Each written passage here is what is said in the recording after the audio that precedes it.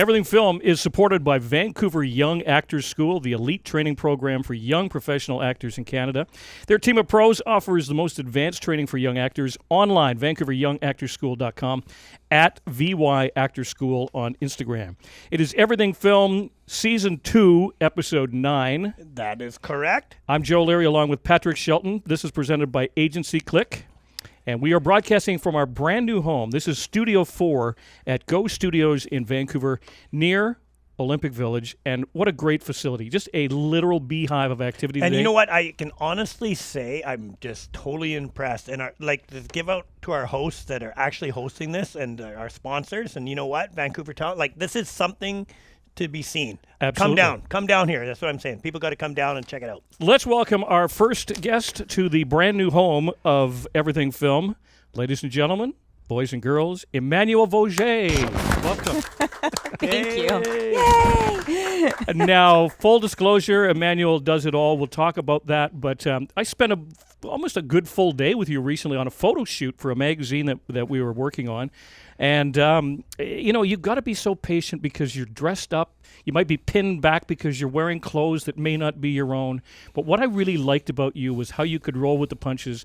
And though you were the beautiful model for our shots, there's another side to you where you don't mind, pulling hay in the barns and getting down and dirty. I mean, you seem to cover the gamut. What do you enjoy? What are you more comfortable in fashion wear or in the barns? At the barn. Really? For sure. Yeah.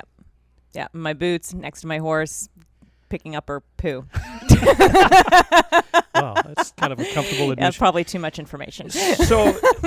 But we saw you in all your finery, and when you're being fawned over, and again, that's part of the craft. I mean, you've been around this game enough to have access to that. Do you ever grow into that? Does it ever get common, or do you always each time go, oh wow, they're really taking care of this thing?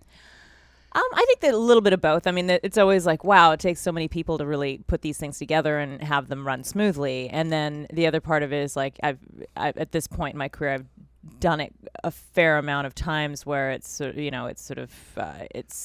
job. It's part of my job. It's something that I'm used to, but it's always, it's always a joy when it runs smoothly because, as you know, so many things can go wrong. And when they don't, or minimal things, it's like, wow, this is great. And it's like, what a great job everyone did. And you just roll with the punches, it's stuff happens. Yeah. And again, I guess in the business that you're in, you can develop a rep, whether it be good or bad. And you can have people saying, well, this person was a little odd to work with, or this person was a delight. And I guess, obviously, you want to give your best. You expect the best from people around you, but you give your best in return. Absolutely. And it was a treat to work with her. She was absolutely phenomenal. Oh, you were talking about me. I was like, thank you. Well, thank you. I will touch on the industry and stuff, and and you've done this, and for people that are watching it, you're a very good-looking lady, and it's like, do you think looks matter? Do you think that that's the entry path, and then after that they go, wow, now you all have skill, like skill, looks, all of that stuff? I'm very curious about how that works, in your opinion. I think looks can definitely open doors. You'll get opportunities because of that. But the doors will close quickly if you can't back it up. Or you'll be limited to doing certain things, and your career will kind of take another path. I mean, there's the exception to that. Obviously, that it happens, but I think, yes, it definitely helps. Well, that's my feeling with you. And I mean, I don't want to be out of line saying that. Good looking, and then you come in and back it up. You're a force as well, right? So that's a threat. You know what I mean? In the entertainment industry? I don't know. I mean, I don't know whether it's a threat. I don't perceive it as maybe other people perceive it as a threat. When I go threat, I mean a threat to the industry, positive. A positive. Oh well. Good. A positive threat. Nice. When they say a triple threat, when you can do everything, right? Right. I feel that, right? You have that. Oh well, thank you. I tried it. Along the way, I think when I first started, it opened doors, and I got better as time went on. I got those opportunities, partly because of the way I looked in some cases, and then but as the years go on, it's like if you don't improve or better yourself, I mean, for me, that was always the goal, is just to keep getting better and keep learning. And I was given opportunities that helped me do that. And then also the work that I did to to put myself in that position, also back it up. Now, when you were a youngin', was there a person, actor, a performance, a play, something that sort of tweaked that? This is what I want to do, Jean, in Emmanuelle Vaugier? Yes. I did. I was the understudy for a narrator, an angel who was a narrator in the Christmas pageant play in 2nd grade. And girl got sick. I got to, get up on stage a couple of nights and do my thing. There was like a few little lines or whatever, and I just loved it. And I had the time of my life. And I thought, I want to do this, and this is fun. And there was another girl at my school that was a couple girls that were in the film business that I was just like, wow, that's cool. I want to do that. That and Michael J. Fox. Family Ties. So Yes. was it? But when you're on stage as the narrator in the Christmas pageant, was it the attention that you derived? Was it the applause? Like, what was it that you went, I got to do more of this? They like me. They really, really like thank me. you. Channeling your Sally Field. I think it was a combination of being, being able to stand up there and express myself in a small way in that particular circumstance, and yeah, I think as a young kid, as a 7-year-old, having people watch you and having attention like that, and people applaud, and I think that also obviously plays a part in it. Over the years, you kind of go, okay, well.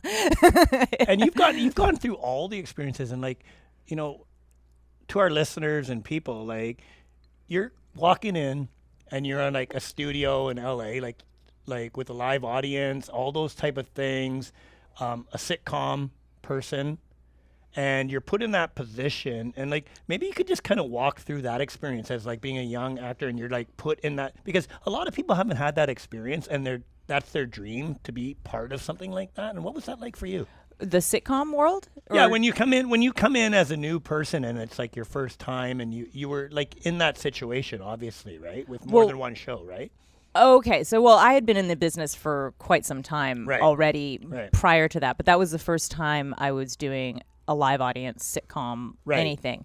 And it was season 2 of 2.5 Men. I'd seen a couple of billboards around, didn't really know the show. I auditioned for it, got it, and I was like, uh-oh. Okay, yeah. This is what we kind of want to hear. So explain the whole thing. In your mind, you're walking in and you see it, right? What's happening? There's an audience of 4 rows of people? Is it live? Is it kind of Yes. So I'll walk you through sort of the process for the entire week. So on the Monday, on 2.5 Men, this was our schedule.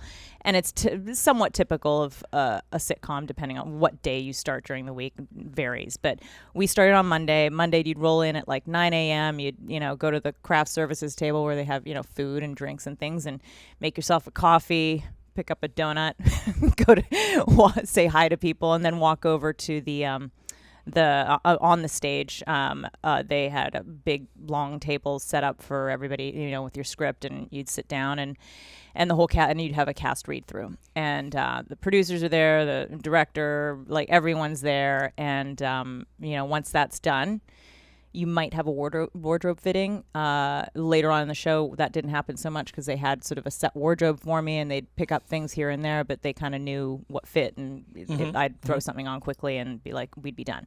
Then I'd go home 10:30 in the morning, day's done.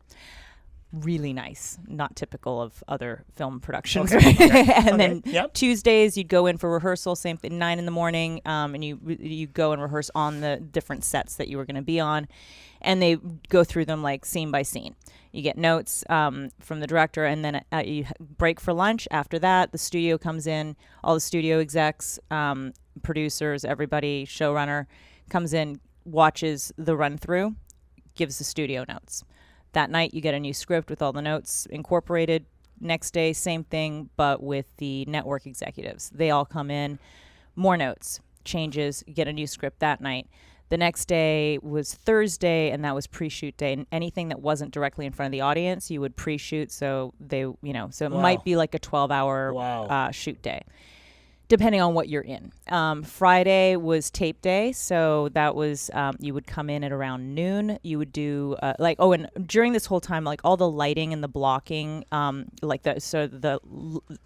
and the blocking for the lighting and the cameras is all done with stand-ins that come in that have watched everything be rehearsed and come in after after the cast leaves and work all the cameras and lights and everything out with the stand-ins. If anything changes, they come to you and say, hey, you're going to walk over here instead. This is the move, blah, blah, blah. And then you have that discussion. Friday, you do the camera, like full sort of dress rehearsal without, your wardrobe. And then you break for dinner, I guess, around 4-ish, 5 o'clock. 6, and throughout this time you're getting hair, makeup done and all this stuff. Then right at about 6:30, they start loading in the audience. We go in, do a speed through is what it's called. And basically we're in the hair makeup room, script supervisor's there with the script, and everybody just bangs through their lines, like the entire show, just to get the lines out. And then it's showtime. And then so is that one show? Yeah, that's one episode. That's so one episode takes 1 week, kind of. Yes. Okay. And then we tape that night, like from 7 until we were usually done at 9:30 or 10 o'clock at night, which is really good for sitcom. Like I've heard stories of them going till 2 in the morning. And well, I had occasion years ago. I actually saw the taping of Different Strokes with Gary Coleman. Ah. And you were locked in the studio for 2 of the same episode back to back, and they would edit together the best of both.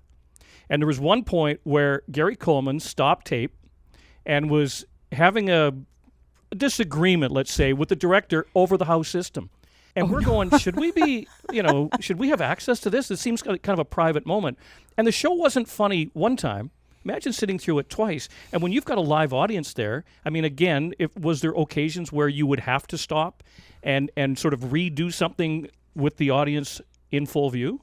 Oh, all the time. So basically, like you shoot it, like it doesn't run totally like from seamlessly from beginning to end. So Right. like you shoot scenes, and then they'll like cut. And sometimes like if a joke didn't land with the audience and you don't get the they didn't get the laugh that they thought they'd get, then the huddle of writers comes around and they're like, okay, and they start changing jokes. And so they're rewriting on the fly. You've got to sit there and then run it with the script supervisor. Right. They're like, okay, you ready to go? Go. Okay, good. And then they start, we reshoot it, see if we get the laugh. So do they continue? It's a good question because it's like there's so much pressure and you've done the whole week.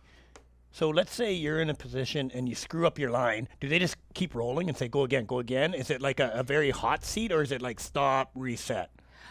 Depends what you're doing. If it requires you to reset, or if you can just sort of back up and do it again. Oftentimes, it. And I was terrified of this because the live audience. That's what I'm saying. Like, you make a mistake, right? Yeah. No, but you probably did make a mistake. Oh, and all the time. You stuttered, and then what did they do?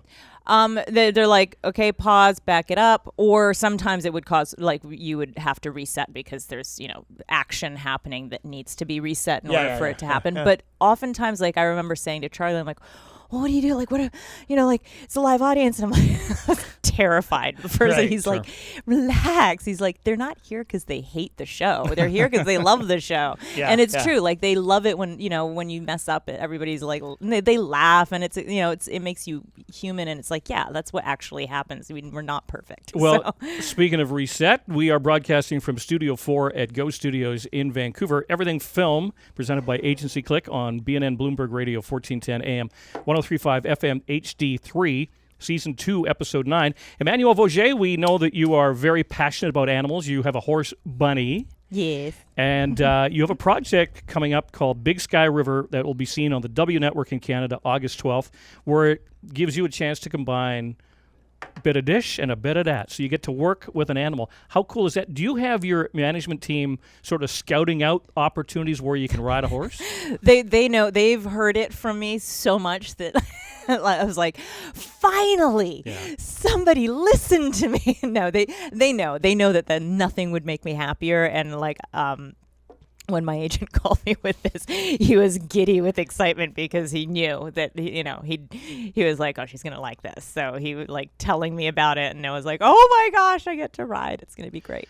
And you have started a charitable foundation called the Fluff Ball, which is you giving to animal causes. Where did your passion for animals begin, and when did the Fluff Ball come into your purview?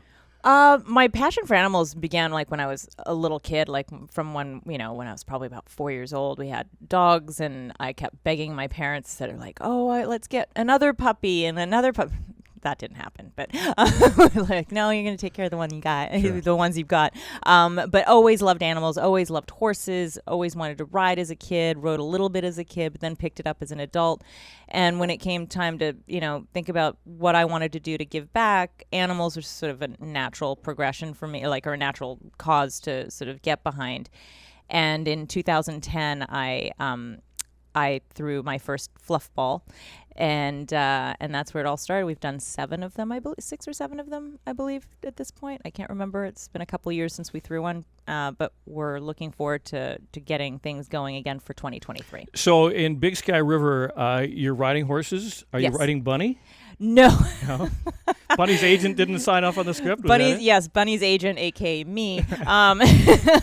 Yeah, there's like drones and gators and things like flying around her head. Yeah, she'd lose her mind. But we got some really great movie horses. So I have a question for you, because we know that there's been a lot of attention when you watch like old westerns and stuff, and you see like a horse falling over and stuff. We've progressed a lot in terms of the treatment of animals on set. Having been firsthand witness, how carefully monitored is it? I'm guessing extremely.